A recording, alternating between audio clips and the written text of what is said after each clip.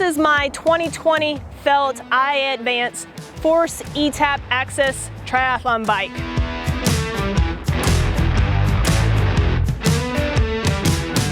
My previous bike was 10 years old and it had 10-year-old technology. So to say that an upgrade was due was an understatement. And now I've upgraded with all of today's technology, bells and whistles that I'm still learning, to be honest with you. And I've ridden it a few times. I've only ridden it once outside, but I can already tell that this bike is gonna take me to the lead pack for sure. Of course, it would be hard not to say that the electronic shifting is not my favorite because, man, how could you top electronic shifting? It's much smoother, more efficient, quicker. I just feel like those small time-saving bits are really gonna help me come this 2022 race season. Along with the actual bike components itself, I've also got race day wheels, so I am race day ready. I can't wait to see how these wheels perform on race day.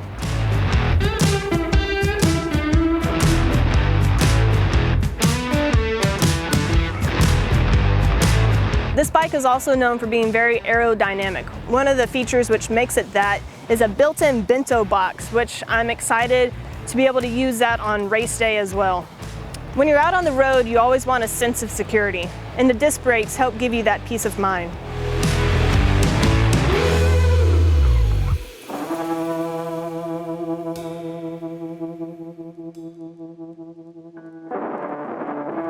I'm now a proud member of the Quintana Roo family.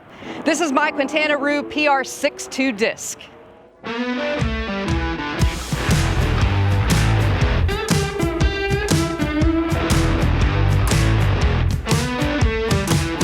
As much as I loved my Cervelo P2 and as many great years as it gave me, 10 years to be exact, we had a pretty rough breakup on the side of the road in St. George, Utah, and I knew it was time to start looking for an upgrade and find something to take me into the 2022 season. But I wasn't quite sure it would actually happen or come to be, and as fate would have it, I was actually doing something out of characteristic for me. I was scrolling the Slow Twitch classifieds and I actually came across this bike at a huge steal. And I told Caitlin about it, and we basically said, we can't let this offer slip by. So we talked about it, we figured it out, and found a way to make it work, and brought this baby home to Austin, Texas. So this bike will be known as the Mighty Tour, which is named after our late Boston Terrier. We lost her a couple of years ago to old age, but every time we got on the trainer for a bike session, she was loyal and she would come in there and sit and watch us, whether it be a 45-minute spin or a 3.5, 4-hour grind out session on the trainer. She was always right there.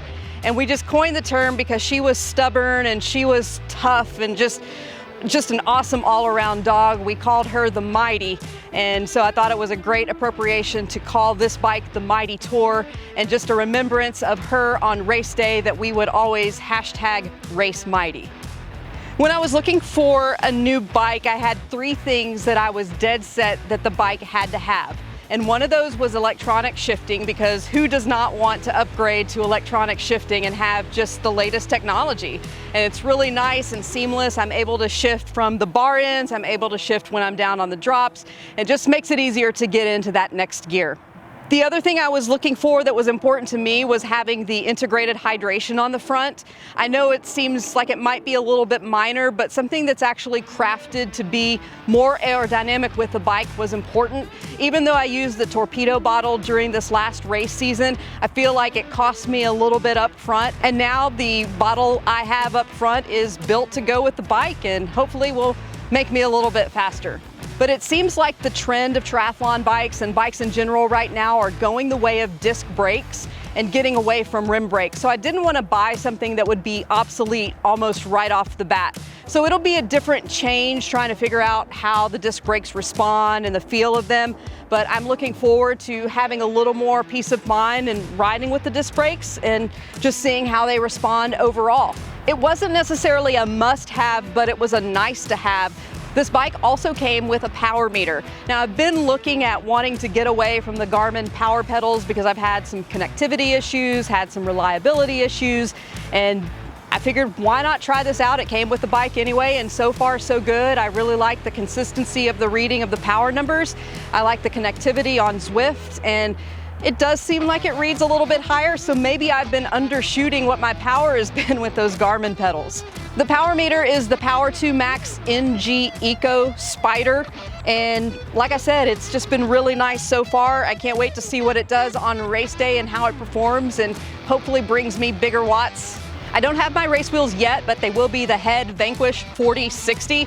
I'll be running the 40 up front, the 60 in the back, and that'll be a transition from the Zips I've been riding for the last 10 years. I was running the Zip 606 setup, and they were also aluminum rim brakes, so that's a huge upgrade in itself, going to disc brakes and also not having that aluminum brake track. So they should be a little bit lighter, hopefully faster, but obviously there's a lot of work that I have to do on the engine, and hopefully I can prove that I'm worthy to ride a bike of this caliber come the 2022 season and making the race debut at Galveston on April 3rd.